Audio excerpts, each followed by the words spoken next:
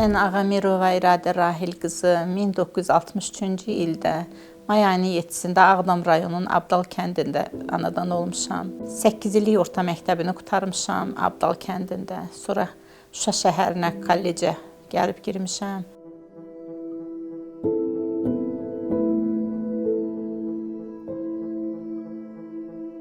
Sonra oranı qurtarmışam.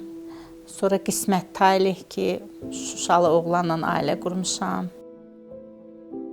Gedirdim poçta, gəlirdim, baxırdım, deyirdim, mən də işləyə bilərdim. Mən də hər dəfə maraqlanırdım. Sonra evdə qaynanam, qaynatamın hamısının razılığı ilə dedilər ki, bəs poçt şöbəsi var, cavan kadrsan, istəyirsənsə git orada işləməyə. 1982-ci ilin yanvar ayının 10-da Şuşa Rabitə qovşağında 3 saylı poçt şöbəsinin rəisi vəzifəsi ilə başlamışam. Ta bugünə qədər də hələ də o sevgi məndən qurtarmadı. Elə hər dəfə istəyərəm yenə işləyim.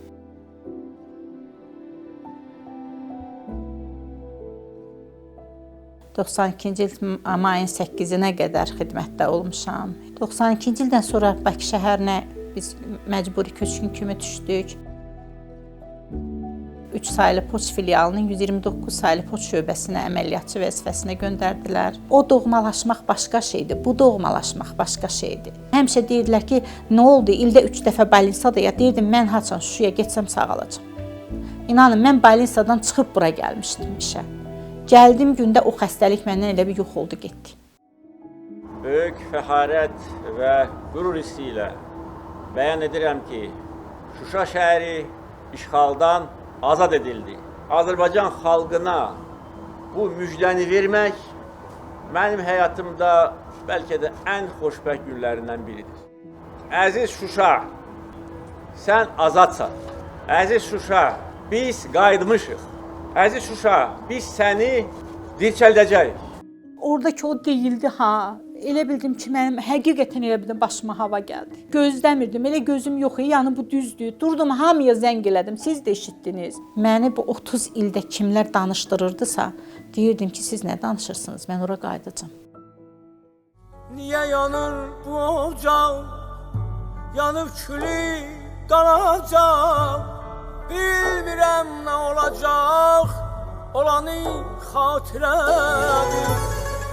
Elə bil ki, ora gedib çıxana qədər deyirdim, yəqin evimiz salamatdır, yəqin evimiz salamatdır. Oranı görəndən sonra elə bir tarmar oldum. Həmin o pəncərələr qalan mənim gəlin otağım idi. Mən o otaqda yaşamışdım. Bura qədər bizim evimiz idi, burada barımız idi.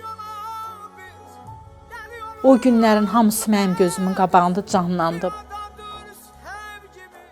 Buranın arzusunda olmuşam, əvvəlki iş yerimin arzusunda olmuşam ki, o qədər əziyyət çəkdik, çıxdıq, gəldik. Amma bu günümüzə çox şükür. İndi çox fərəhlənirəm, çox qürurlanıram, baxıram, fasilə vaxtda durub pəncərədən baxıram ki, onlar filan kəsin evi idi, filan kəs oradaydı. Xoşbəxt adamam ki, ata vəsiyyətini yerinə yetirdi. Şuşanı azad etdi. Yurdum yuvam məskənim sən Azərbaycanım, anam doğma vətənim sən Azərbaycanım. Yurdum yuvam məskənim sən Azərbaycanım, anam doğma vətənim sən Azərbaycanım.